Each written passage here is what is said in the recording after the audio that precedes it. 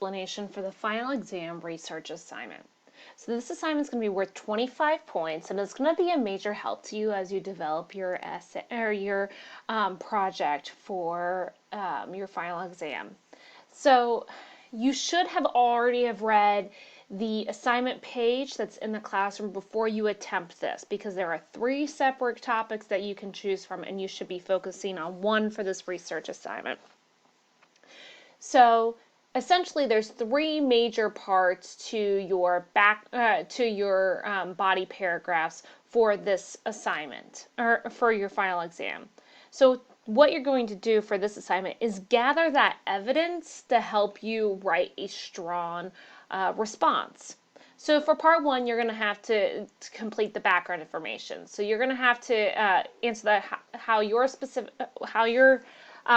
topic is demonstrated in the 1700s, and how do you see this demonstrated through the unit. You're going to find one story and connect it to your topic. So you'll answer these questions. You'll put the title of the story, time period in which it was written, how does this text demonstrate what was going on during the time period, and then you're going to need to write one quote that could help support your point of view, and you need to include the in-text citation. Part 2 is going to be the main chunk of this assignment. This is where you're going to complete your research, and you're going to answer the question on whether or not your topic has changed or has remained constant through in our world today, and our societal values, conditions, behaviors changing, or just continue on with little improvement. So you have to pick one side of the argument and find 3 articles that support your point of view. You'll later narrow this down to 2 articles, or if you choose, you can use all 3, but you'll find as you develop your essay, you'll likely need to, one of the sources may not work to help prove your point. Additionally, you'll be asked to apply some research skills you learned from navigating digital information.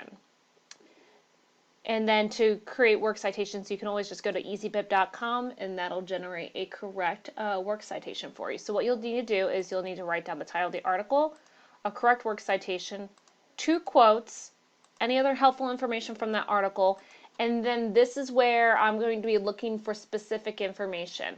I'm expecting you to apply those skills that you gained through the Navigating Digital Information unit, and you need to tell me what you learned about your source when you completed lateral reading.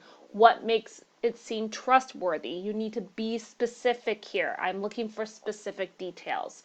So you'll answer these 6 prompts for each one of your sources.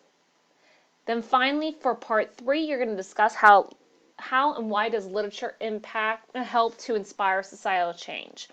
So you'll need to, again, find a story from our unit that is related to your topic, and then you'll write the title of the story, the time period it was written, how does it help inspire societal change, and one quote that help support your point of view for this portion of your paper. And you need to make sure that you're including an in-text citation. If you have any questions at all, don't hesitate to reach out. Thank you.